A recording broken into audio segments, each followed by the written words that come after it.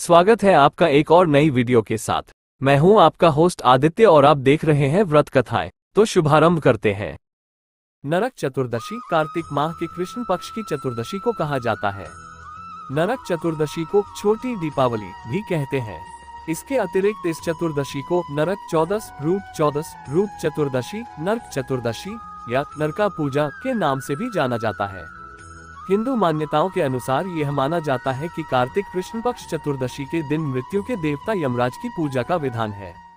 दीपावली से एक दिन पहले मनाई जाने वाली नरक चतुर्दशी के दिन संध्या के पश्चात दीपक प्रज्वलित किए जाते हैं।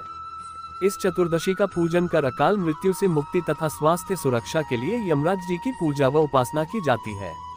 अन्य प्रसंगानुसार भगवान श्री कृष्ण ने कार्तिक माह में कृष्ण चतुर्दशी के दिन नरकासुर का वध करके देवताओं व ऋषियों को उसके आतंक से मुक्ति दिलवाई थी। इसके साथ ही कृष्ण भगवान ने 16,000 कन्याओं को नरकासुर के बंदीगृह से मुक्त करवाया। इसी उपलक्ष्य में नगरवासियों ने नगर को दीपों से प्रकाशित किया और उत्सव मनाया। तभी से नरक चतुर्दशी का त्योहार मनाया जाने लगा। आइए जानते हैं नरक चतुर्दशी कथा। प्राचीन समय में एक रंतिदेव नामक राजा था। वह हमेशा धर्म कर्म के काम में लगा रहता था। जब उनका अंतिम समय आया तब उन्हें लेने के लिए यमराज के दूत आए और उन्होंने कहा कि राजन, अब आपका नरक में जाने का समय आ गया है। नरक में जाने की बात सुनकर राजा हैरान रह गए और उन्होंने यमदूतों से पूछा कि मैंने तो कभी कोई अधर्म या पाप नहीं किया। मैंने हमेशा अपना जीवन अच्छे कार्यों को करने में व्यतीत किया, तो आप मुझे नरक में क्यों ले जा रहे हो? इस प्रश्न का उत्तर देते हुए उन्होंने बताया कि एक बार राजन, तुम्हारे महल के द्वार पर एक ब्राह्मण आया था जो भूखा ही तुम्हारे द्वार से लौट गया। इस कारण ही तुम्हें नरक में जाना पड़ रहा है।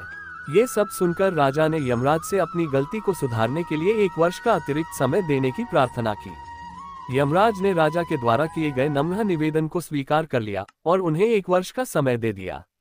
यमदूतों से मुक्ति पाने के बाद राजा ऋषियों के पास गए और उन्हें पूर्ण वृतांत विस्तार से सुनाया।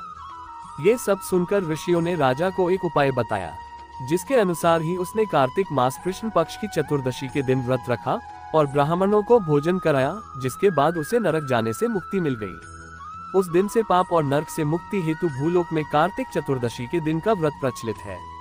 आइए जानते हैं रूप चतुर्दशी कथा। प्राचीन समय पहले हिरण्यगर्भ नामक राज्य में एक योगी रहा करते थे। एक बार योगीराज ने प्रभु को पाने की इच्छा से समाधि धारण करने का प्रयास किया।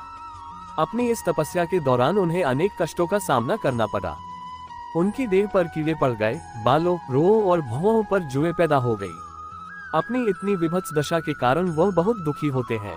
तभी विचरण करते हुए नारद जी उन योगीराज जी के पास आते हैं और उन योगीराज से उनके दुख का कारण पूछते हैं।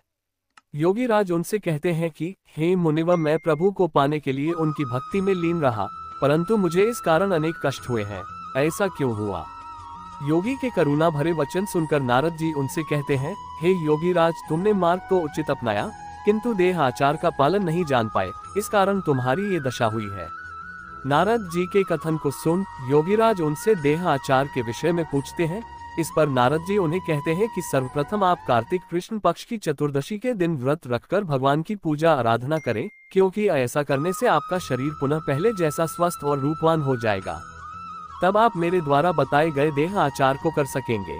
नारद जी के वचन सुन योगीराज ने वैसा ही किया और उस व्रत के फलस्वरूप उनका शरीर पहले जैसा स्वस्थ एवं सुंदर हो गया। अतः तभी से इस चतुर्दशी को रूप चतुर्दशी के नाम से जाना जाने लगा। इस दिन सुबह सूर्योदय से पहले उठकर शरीर पर तेल या उपटन लगाकर मालिश करने के बाद स्नान करना चाहिए। ऐसा माना जाता है कि जो व्यक्ति नरक चतुर्दशी के दिन सूर्य के उदय होने के बाद नहाता है, उसके द्वारा पूरे वर्ष भर में किए गए शुभ कार्यों के फल की प्राप्ति नहीं होती। सूर्य उदय से पहले स्नान करने के बाद दक्षिण मुख करके हाथ जोड़कर यमराज से प्रार्थना करें। ऐसा करने से व्यक्ति के द्वारा किए गए वर्ष भर के पापों का नाश होता है। ऐसी ही अन्य जानकारी के लिए कृपया आप हमारे YouTube चैनल से जुड़िए। चैनल को सब्सक्राइब कीजिए, वीडियो को लाइक और शेयर कीजिए और पुण्य लाभ अर्जित कीजिए।